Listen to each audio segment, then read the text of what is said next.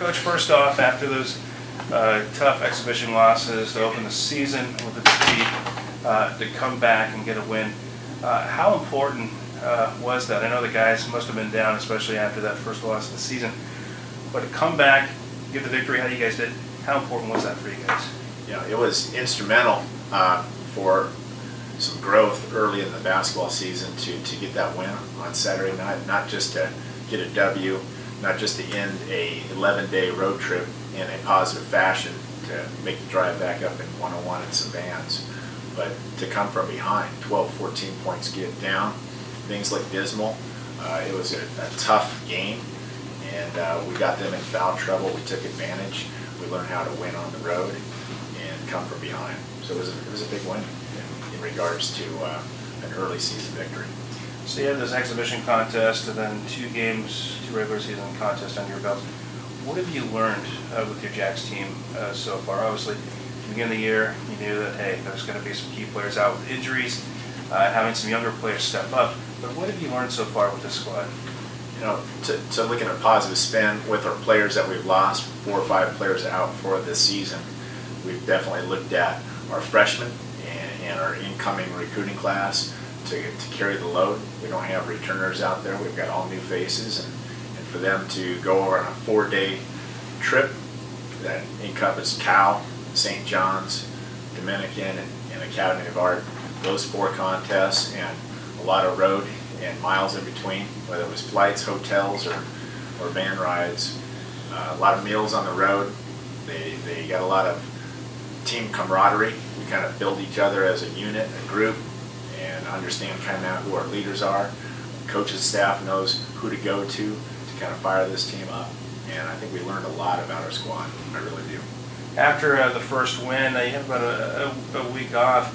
Would you rather want to, hey, let's play a game tomorrow, or we can kind of give you a little more time just to kind of what you learned and kind of continue that as you play your next contest? We're excited about the time off. We're able to unpack our bags, do some laundry, get back in the classroom, meet our professors again. We've been gone, and our main focus right now is academically get back on track. We had a lot of study halls on the road. We had a lot of emails back and forth with professors, making sure assignments were getting done. So that's number 1. Number 2, rest a little bit, get back in the weight room is going to be a key here for the next few days, and then start preparing for this game next Tuesday. And after a couple of games, is it with the personnel that you have and just how things have gone so far, are there any guys that you've seen that have stepped up? Anything that you're going to, I'm going to wait till you get it. If you want. Whatever. I'm an equal opportunity news organization. There you go. Classic guy right here.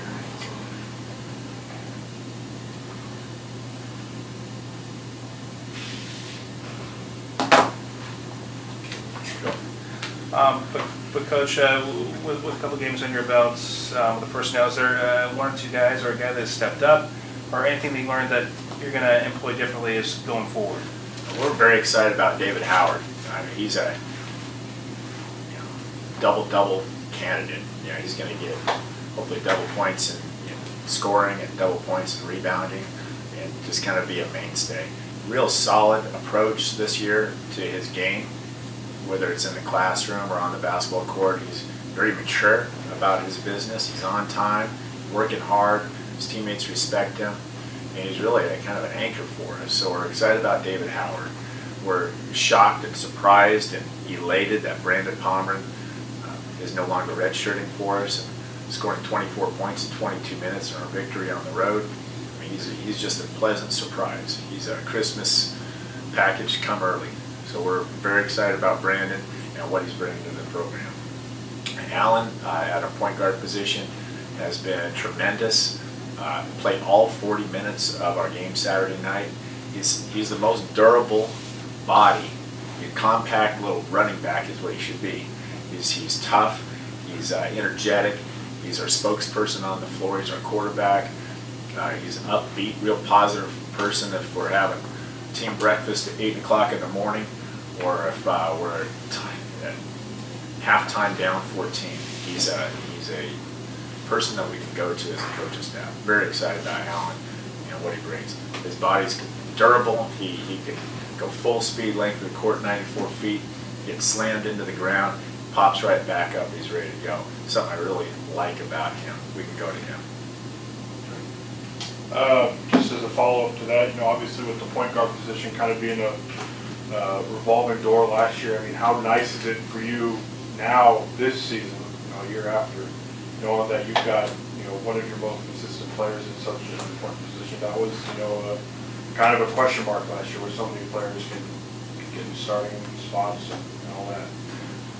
After coming off last year's 4-man rotation at the point guard position, and it was a question mark all the way through, having Allen being our starter and our captain, we feel good and very comfortable about letting him wear that crown. He can pass the torch here and be a lumberjack, and he's very excited about that, and teammates are too. He provides scoring in different ways, maybe not so much from the three-point line, but in transition he can get to the basket off of sets. We can get him going mid-range. He is a threat from the three-point range, but that's not his specialty. He's not a knockdown shooter from the three, but he certainly gets a lot of things done. Defensively, he adds pressure to transition defense. He can come up with a steal because of his quickness out in the lanes. And despite his size, his height, he can go up and get a rebound in a crowd because he's quick and he's athletic and he's a strong body kid. Did even the injury to start the season, Taylor did you expect him to, I think did he get the start on Saturday? Will Taylor we brought off the bench. However, he scored 19 points. I'm not sure how many rebounds he got, but he's a tough kid. And as far as freshman, he's playing at the highest level right now out of our 5 freshman recruiting class. Each player is getting minutes. He's had some starts, and we brought him off the bench. We gave Parker the nod the last 2 games, Parker Ferris, and he's not hitting on all cylinders yet, but he's a weapon that I think here in time, once he gets his rhythm, a little more comfort out there in the college pace of the game, going up and down, I think those shots will start to fall. Obviously with Palmer being a local kid, you've seen him in high school. What have you noticed from him, as a senior in high school now, 3 years later, as, a member of your team? I just shake my head. Brandon Palmer played JV basketball as a junior in Humboldt County, on our Arcata team. And now he's starting for the Lumberjacks, scoring 24 points in a victory against a very good Division II team that we beat coming from behind. So his story is one to cover. It's an interesting progression. He went to College of Sequoias for 2 years. He got hurt 1 year. He had less than a glamorous year last year as a sophomore.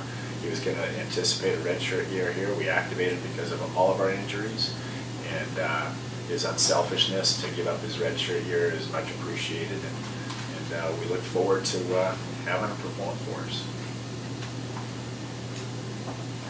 Coach, you've got, looks like 3 more games before conference. What improvements are you looking for in your team to give you confidence that you can go in and compete for a conference championship, right off the bat? Yeah, these next 3 games are NAIA games, and they're very good teams. They're coming in. They're much improved teams than they've been in the past. They've emphasized their basketball programs at those colleges, and they're viable opponents. We get to play at home. We get to go through our pregame routine here at home, have our pregame meals, have our media here, have our fans here, go through our game management. A lot of things that go into those home games were a real positive experience. We're going to be tested by zones. We're going to be tested by some players that can really shoot the ball. And Cal State LA was down 1 point at halftime against Pacific Union, team that we're playing next Tuesday night. And Cal State LA is picked to do very well in our conference, so we got our hands full next Tuesday.